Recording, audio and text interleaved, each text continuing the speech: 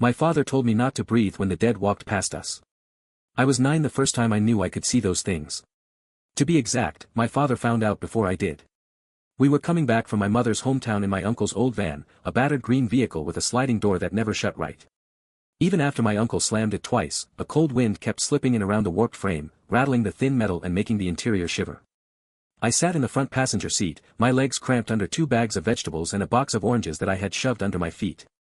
The whole van smelled like a mixture of orange peel, gasoline, and wet clothes, a pungent, cloying scent that hung heavy in the air.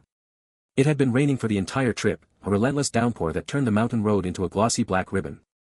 The mountain road was narrow, a single lane that curled along the side of a steep slope. The headlights only showed a pale strip of concrete ahead, and beyond that pale glare there was a wall of bamboo on both sides, their dark silhouettes trembling in the rain. Rain slid down the windshield in steady sheets, and the wipers scraped once, flicking white foam across the glass, then scraped again and the smear vanished, leaving the view momentarily clear before the next gust. I kept nodding off, my head bobbing forward, and bumping my forehead lightly against the window each time I drifted. My father was in the back seat, still cursing my uncle for taking the shortcut in weather this bad. Halfway through one sentence, the van shuddered hard, a violent jolt that rattled the entire frame. The dash went dark, the lights flickered out, and the engine coughed twice before it finally stopped with a choking sigh. My uncle got out, pulled the hood open, and said water had probably gotten in somewhere. He and my father started messing with the engine in the rain, their hands slipping on the slick metal, the hood standing open like a wounded animal. Their flashlight moved around in the steam, its beam cutting through the mist in jittery circles. I curled up in my seat, the cold seat cushion pressing against my thighs, and listened to one of them swearing at the engine while the other dug through the toolbox in the back, pulling out wrenches and strange, rust-stained parts. After a while, my uncle said he would walk down to the village entrance and find someone to help. He pulled his raincoat over his head, the hood flapping in the wind, and trudged down the road.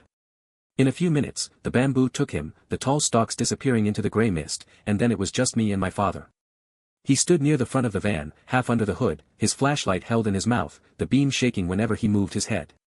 I was leaning by the window, about to ask how much longer it would take, when he stopped. People do not stop that way. For 1 second, the whole road seemed to freeze with him. There had been insects a moment before, the frantic buzz of flies and mosquitoes filling the air, and water somewhere down the slope, a low murmur of a distant creek. Then the insects cut off first, their buzzing abruptly silenced. The water below went low, its sound fading.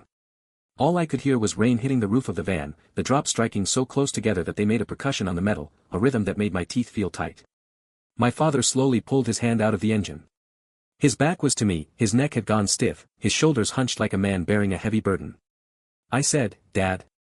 His shoulder jerked, a sudden, involuntary twitch. Then he turned and looked at me. I still remember his eyes. I had seen him angry, I had seen him tired, I had seen him drunk at New Year and loud enough to scare my cousins. This was different. His eyes were hard with hurry, a fierce, desperate urgency that I had never seen before. He took the flashlight out of his mouth and said, "Don't talk." I did not understand. I thought he was annoyed, so I asked, quieter, what happened? The next second he came around the front of the van and shoved his hand through the half-open window. He covered my mouth, then my nose too. His hand was slick with motor oil, the dark goo sliding over my skin. Rain ran from his sleeve down the side of my neck, a cold rivulet mixing with the oil. I tried to pull back and hit the hedge.